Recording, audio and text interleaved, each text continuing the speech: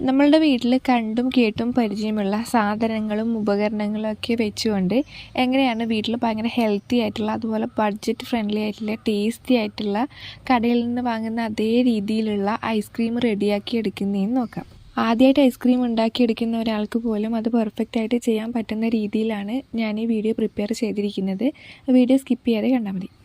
ഈ മാംഗോ ഐസ്ക്രീമൊക്കെ നമുക്ക് എപ്പോഴും അവൈലബിൾ ആയിട്ട് എപ്പോഴും എല്ലാ കടയിൽ നിന്നും കിട്ടുന്നൊരു സാധനമൊന്നുമല്ല. വീട്ടിലുണ്ടാക്കുവാണെങ്കിൽ എസൻസ് ഒന്നും ചേർക്കാതെ നമ്മൾ ഫ്രഷ് ഫ്രൂട്ട് വെച്ചിട്ട് ഹെൽത്തി വേയിലാണ് പ്രിപ്പയർ ചെയ്യുന്നത്. അതുപോലെ ഭയങ്കര ബഡ്ജറ്റ് ഫ്രണ്ട്ലി ആണ്. കടയിൽ നിന്ന് വാങ്ങിയ ആ ഒരു രീതിക്കുള്ള ഐസ്ക്രീം തന്നെ നമുക്ക് ഉണ്ടാക്കിയെടുക്കാൻ പറ്റും. ഇതുപോലെ ചെയ്താൽ മതി. മെഷർമെൻറ്റൊക്കെ ഓരോന്നും കാണിക്കുമ്പോൾ പറഞ്ഞു പോകാം. ഞാൻ ഇവിടെ 4 ഗ്ലാസ് പാലെടുത്തിട്ടുണ്ട്. അത് സ്റ്റൗവിൽ വെച്ച് ചൂടാകുമ്പോൾ അതിലേക്ക് 1 ഗ്ലാസ് മുതൽ 1.5 ഗ്ലാസ് വരെ പഞ്ചസാര ചേർത്ത് കൊടുക്കാം. നമ്മൾ ഒഴിച്ച് 4 ഗ്ലാസ് പാല് തിളച്ച് വറ്റി 1 ഗ്ലാസ് ക്വാണ്ടിറ്റിയിലാവണം. ഇത് കുറച്ച് സമയം എടുക്കുന്ന പരിപാടിയാണ്. ഇതിന് പകരം നിങ്ങൾക്ക് മിഠായി മെറ്റ്, കണ്ടൻസ്ഡ് മിൽക്ക് മെയ്ഡ് ഇതൊക്കെ ഇല്ലേ, മിൽക്ക് മെയ്ഡ് യൂസ് ചെയ്യാം. അതിന് പകരമാണ് ഇത് യൂസ് ചെയ്യുന്നത്. അതായത് നമ്മൾ വീട്ടിൽ കണ്ടൻസ്ഡ് മിൽക്ക് ഉണ്ടാക്കുന്നതാണിത്. ഈ കണ്ടൻസ്ഡ് മിൽക്ക് ആയി വരാൻ കുറച്ച് സമയം എടുക്കും. ഫുൾ ടൈം ഇങ്ങനെ ഇളക്കി കൊടുക്കണമെന്നില്ല. കുറച്ച് വലിയ പാത്രത്തിൽ പാലെടുത്തിട്ട് ഇതുണ്ടാക്കാൻ വെക്കുകയാണെങ്കിൽ അത് സിമ്മിലിട്ടാൽ തിളച്ച് മറിയില്ല. അത് അവിടെ ഇരുന്നിട്ട് തിളച്ചോളും. ഇടയ്ക്ക് മാത്രം ഇളക്കി കൊടുത്താൽ മതി. അപ്പോൾ അതിൻ്റെ സൈഡിലൊക്കെ ഇങ്ങനെ പാടയൊക്കെ പിടിച്ചിട്ടുണ്ടാകും. അതൊന്ന് മിക്സിയിലിട്ട് ക്രഷ് ചെയ്തിട്ട് കളഞ്ഞിട്ട് സ്മൂത്തായിട്ടുള്ള മിൽക്ക് മെയ്ഡ് ഉണ്ടാക്കിയെടുക്കാം. നിങ്ങളുടെ കയ്യിൽ ഇപ്പോൾ മിൽക്ക് മെയ്ഡ് ഉണ്ടെങ്കിൽ അത് യൂസ് ചെയ്താൽ മതി. ഈ ഒരു പാർട്ട് സ്കിപ്പ് ചെയ്ത് ബാക്കി കണ്ടാൽ മതി. വീട്ടിൽ ഇതേ രീതിക്ക് ഐസ്ക്രീം പ്രിപ്പയർ ചെയ്യുകയാണെങ്കിൽ നല്ല ടേസ്റ്റാണ്. ഞാനിതിൻ്റെ വാനില ഫ്ലേവറും ചോക്ലേറ്റ് ഫ്ലേവറും ഒക്കെ അപ്ലോഡ് ചെയ്തിട്ടുണ്ട്. ഡിസ്ക്രിപ്ഷനിൽ വീഡിയോ ലിങ്ക് കൊടുത്തേക്കാം. നമ്മുടെ വീട്ടിൽ പാൽ എന്തായാലും കോമൺ ആയിട്ട് ഉണ്ടാവുമല്ലോ. മിൽക്ക് മെയ്ഡ് എല്ലാവരും കരുതണമെന്നില്ലല്ലോ. ഈ മിൽക്ക് മെയ്ഡ് അല്ലെങ്കിൽ കണ്ടൻസ്ഡ് മിൽക്ക് ഇല്ല എന്ന് വെച്ചിട്ട് ഐസ്ക്രീം ഉണ്ടാക്കാതിരിക്കേണ്ട എന്ന് വെച്ചിട്ടാണ് അതിൻ്റെ വീഡിയോ ആദ്യം തന്നെ കാണിച്ചു തരുന്നത്. എഗെയിൻ എൻ്റെ വീട്ടിലെ മാങ്ങാത്തള്ള്. ഞാൻ എൻ്റെ വീട്ടിലെ മാങ്ങ യൂസ് ചെയ്തിട്ടാണ് ഉണ്ടാക്കുന്നത്.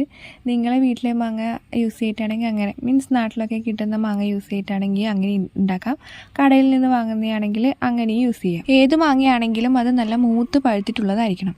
ഏത് മാങ്ങയാണെങ്കിലും അത് മൂത്ത് പഴുത്തിട്ടുള്ളതാണെങ്കിൽ അത് നല്ല ടേസ്റ്റ് ഉണ്ടാക്കും.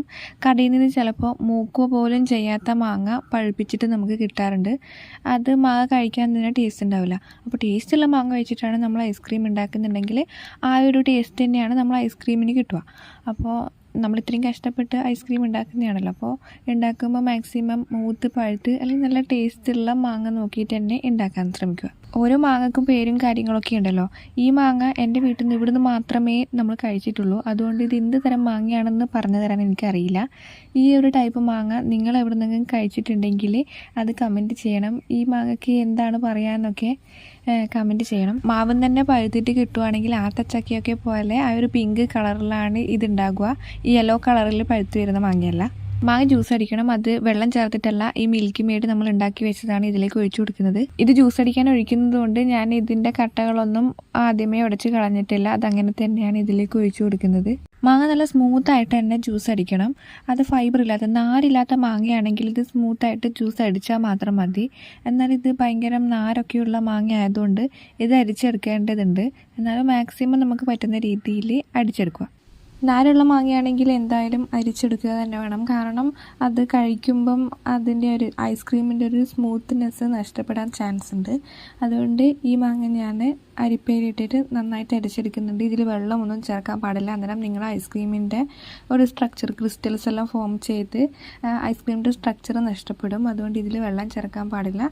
ഫ്രഷ് ജ്യൂസ് തന്നെ നിങ്ങൾ ഐസ്ക്രീം ഉണ്ടാക്കാൻ എടുക്കണം.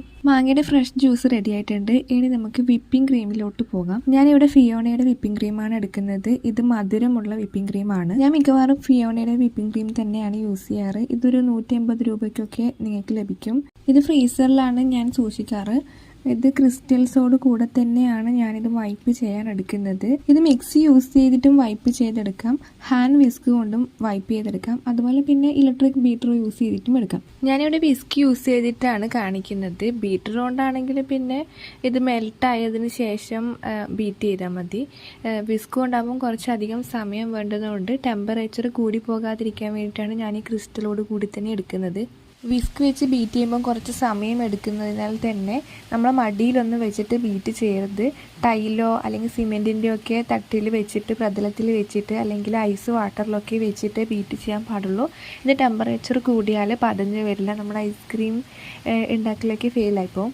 അതുപോലെ ഈ വിപ്പിംഗ് ക്രീം പാത്രത്തിൽ ഒഴിച്ചാൽ പിന്നെ സ്പോട്ടിൽ തന്നെ ബീറ്റ് ചെയ്ത് അത് സ്റ്റിഫാക്കി വെക്കണം. കുറേ നേരമൊക്കെ എടുത്ത് വെയിറ്റൊക്കെ ചെയ്തിട്ട് ബീറ്റ് ചെയ്യുകയാണെങ്കിൽ അത് ടെമ്പറേച്ചർ കൂടും, പതഞ്ഞു വരില്ല. ഞാനീ കാണിക്കുന്ന ഇതേ രീതിയിൽ ഇത് പതഞ്ഞ് കിട്ടിയാൽ മതി. ഇനിയും ബീറ്റ് ചെയ്താൽ ഇത് കുറച്ചും കൂടിയും സ്റ്റിഫാകും. അത് കേക്കിൻ്റെ ഭാഗമാണ്. ഇതിലും കൂടുതൽ വിപ്പിംഗ് ക്രീം സ്റ്റിഫായാൽ നമ്മൾ ഐസ്ക്രീം കഴിക്കുന്ന സമയം അത് മെൽട്ടായി വരില്ല, റൂം ടെമ്പറേച്ചറിൽ മെൽട്ടാകാതെ ഇരിക്കും. അപ്പോൾ നമ്മൾ ഐസ്ക്രീം കറക്റ്റായി വരില്ല, അതിൻ്റെ കൺസിസ്റ്റൻസി ഒന്നും നമുക്ക് കിട്ടില്ല. അത് കഴിക്കുമ്പോൾ ഐസ്ക്രീം കഴിക്കുന്നത് പോലെയൊന്നും തോന്നില്ല. വിപ്പിംഗ് ക്രീം പാകത്തിന് പതഞ്ഞ് വന്നിട്ടുണ്ട്. അതിലേക്ക് നമ്മൾ നേരത്തെ അരിച്ചു മാറ്റി വെച്ച മാംഗോ ജ്യൂസ് ചേർത്ത് കൊടുക്കാം. വിപ്പിംഗ് ക്രീമിലേക്ക് മാംഗോ ജ്യൂസ് ഇതേപോലെ നന്നായി ബീറ്റ് ചെയ്ത് യോജിപ്പിച്ചു കൊടുക്കാം. ഇത് മെഷർ ചെയ്യാനായിട്ട് ഒരു ഗ്ലാസ് സെലക്ട് ചെയ്യാം.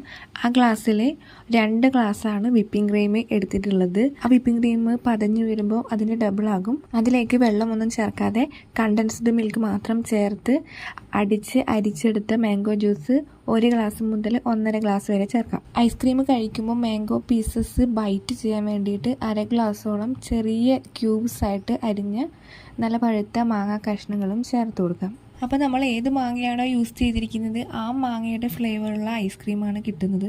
അതുപോലെ മാങ്ങയുടെ ജ്യൂസ് നമ്മൾ ഈ പറഞ്ഞ അളവിനേക്കാട്ടിലും കൂടുതൽ ചേർക്കുന്നുണ്ടെങ്കിൽ ഭയങ്കര മാങ്ങയുടെ ടേസ്റ്റ് കുത്തി നിൽക്കുന്നത് പോലെ തോന്നും.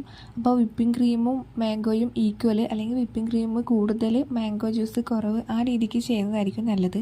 ഞാനിവിടെ ഒരു ബോക്സിലാണ് സെറ്റ് ചെയ്യുന്നത്. അതിലേക്ക് ഐസ്ക്രീം ഒഴിച്ചു കൊടുത്തിട്ടുണ്ട്. ഐസ്ക്രീം ഒഴിച്ചതിന് ശേഷം ബോക്സ് ഒന്ന് ടാപ്പ് ചെയ്ത് കൊടുത്ത് സ്പൂൺ വെച്ചിട്ട് അതിൻ്റെ മുകൾ വശം ജസ്റ്റ് ഒന്ന് ലെവൽ ചെയ്ത് കൊടുക്കുന്നുണ്ട്. നമ്മുടെ ഐസ്ക്രീം ഒന്ന് ഗാർണിഷ് ചെയ്യുന്നുണ്ട്. ഏറ്റവും സിമ്പിളായിട്ടുള്ള വേയിൽ എല്ലാവർക്കും ചെയ്യാൻ പറ്റുന്ന രീതിയിലാണ് ഇത് ഡിസൈൻ ചെയ്യുന്നത്. നമ്മൾ പറഞ്ഞ മെഷർമെൻറ്റിൽ കൂടുതൽ എനിക്ക് മാംഗോ ജ്യൂസ് ഉണ്ടായിരുന്നു.